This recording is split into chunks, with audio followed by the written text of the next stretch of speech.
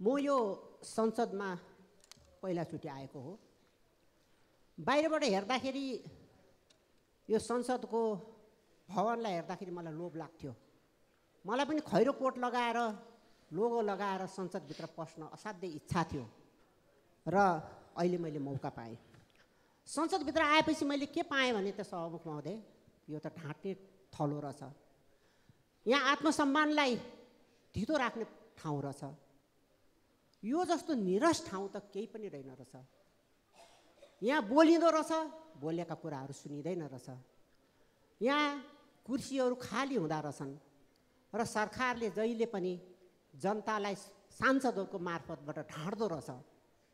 यो बजेट बनिसक्छ, मन्त्रालयगत बजेटको बाँडफाँड भइसक्छ, तब सम्माननीय राष्ट्रपतिबाट नीति तथा कार्यक्रम आउँछ। नाटक हुन्छ त्यहाँ पनि। हामीहरू त्यसमा संशोधन हाल्छौँ, बोल्छौँ, गम्भीर हुन्छौँ। मन्त्रीजीहरू यहाँ उपस्थित हुनुहुन्छ, भिडियो गेम खेल्नुहुन्छ, खासखुस गर्नुहुन्छ, उठेर हिँड्नुहुन्छ र त्यसपछिबाट फेरि अर्को एउटा नाटक आउँछ। अर्थमन्त्रीज्यूले सिद्धान्त र प्राथमिकता ल्याएर पढ्नुहुन्छ यहाँ। हामीहरू गम्भीर भएर त्यसमा छलफल गर्छौँ, जबकि हामीहरूलाई थाहा छ हामीहरू जनतालाई ढाँटिरहेका छौँ। बन्नुपर्ने विषयगत मन्त्रालयबाट बन्नुपर्ने बजेटहरू बनिसक्यो, बाँडफाँड भइसक्यो, सिरियस साथ हामीहरू बस्छौँ। कतिजना मान्छे मान्यजीहरू हामीहरू कहिले त हामी उङ्छौँ, निलो कुर्सीहरू खाली हुन्छ। बाहिर चाहिँ यो दृश्य देख्दाखेरि कस्तो होला? मलाई त कहिलेकाहीँ सभामुख हजुरको पनि माया लाग्छ। निला कुर्सी, उङिरहेको मान्यहरू गफ गरिरहेको, मन्त्रीहरू भिडियो गेम खेलेर बसिरहेको, खासखुस गरिरहेको, त्यो सिन त्यहाँ माथिबाट कस्तो देखिँदो होला? सभामुख, म सभामुखज्यू मार्फत म प्रश्न गर्दछु। अब अर्को कुरा, सरकार कस्तो छ त? यो सरकार निरङ्कुश भइरहेको छ सभामुख महोदय। यो सरकार मण्डलीकरण गरिरहेको छ। गृह प्रशासनले आफूलाई मण्डलीकरण गरिरहेको छ, निरङ्कुश भइरहेको छ र यो कहिले पनि त्यो पल्लो बेन्चबाट ओल्लो बेन्चमा आउँछ भनेर यसलाई महसुस छैन। यो आफूलाई के भनिरहेको छ थाहा छैन। के संविधानको 270 निलम्बन भएको हो सभामुख महोदय? के त्यो संविधान संशोधन भएको छ सभामुख महोदय?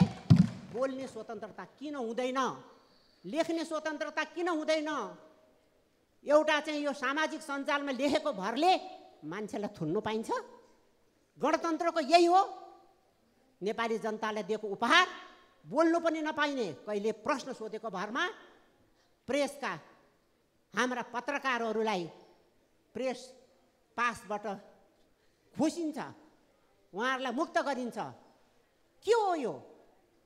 के यो संसदीय व्यवस्थालाई त अब त हामीहरूले फेरि पुनर्विचार गर्नुपर्ने बेला आएको छ। यो संसदीय अभ्यासलाई सभामुख महोदय बिन्ती छ, फेरि पुनरावलोकन गरौँ र बजेट बन्नुभन्दा पहिले नै 4-5 महिना अगाडि नै सर्वपक्षीय यहाँ संसदभित्र भएका दलहरू बसेर बजेटमा के राख्ने, कसो गर्ने, के विकासहरू गर्ने भन्ने कुराहरूको बारेमा व्यापक छलफल होस्। तब मात्र नीति तथा कार्यक्रम आओस्। अनि त्यसपछिबाट मात्रै सरकारले प्राथमिकता र आफ्ना सिद्धान्त र प्राथमिकतालाई तोकोस्, अनि मात्र मन्त्रालयगतको बजेटहरूको बाँडफाँड होस्। सभामुख महोदय, म 1 मिनट पनि होइन, म आधा मिनट मात्र लिन्छु र अन्तमा म के भन्न चाहन्छु भनेदेखि सभामुख महोदय, अब धेरै ढिलो भइसक्यो। अब हामीहरू नढाँटौँ, जनतालाई हाम्रो मार्फतबाट नढाँटाइयोस्, जनताहरूलाई बेकुफ नबनाइयोस् सभामुख महोदय। त्यसकारण अब हामीहरूले पुनर्विचार गरौँ। म सभामुख मार्फत म सरकारलाई भन्न चाहन्छु, तपाईँहरूले आफ्नो आयु लामो गर्नु छ भने यो कुराहरूलाई त्यागिदिनुहोस् र पुनर्विचार गरौँ। सबैजनाहरू मिलेर नेपाली जनताहरूलाई जे भनेर यहाँ बाचा गरेर आएका छौँ त्यसलाई पुरा गरौँ र मन्त्रीज्यूहरूलाई पनि नलुकौँ भन्छु। हामी तपाईँहरूलाई देख्ने बित्तिकै लुक्नु पर्दैन। मन्त्रीज्यूहरू विशेष गरेर प्रतिपक्षलाई देखेपछि त लुकिहाल्ने। यो कस्तो विडम्बना हो? किन लुक्ने? कस्तो छ स्थिति? देशको बजेटको स्थिति के छ? सरकारको ढुकुटीमा के छ? पैसा के छ भन्ने कुरो त हामीहरूलाई थाहा दिनु पर्यो नि। हाम्रो मार्फतबाट जनताको थ्रुबाट त थाहा हुनु पर्यो नि। सरकारले गभर्नर नियुक्ति गर्नु सक्दैन। यो सरकार भ्रष्टाचारबाट व्यक्त छ। 3 करोड रुपियाँ, 3 अरब रुपियाँमा बराबर भइरहेको छ अरे। एउटा गभर्नर पनि दिनु नसक्ने र रेमिटेन्सको नाममा काला धनहरूलाई भित्राउने काम चाहिँ नगरोस् सरकार। सहमुख मार्फतबाट म विनम्र अनुरोध गर्दछु। धन्यवाद। माननीय सदस्य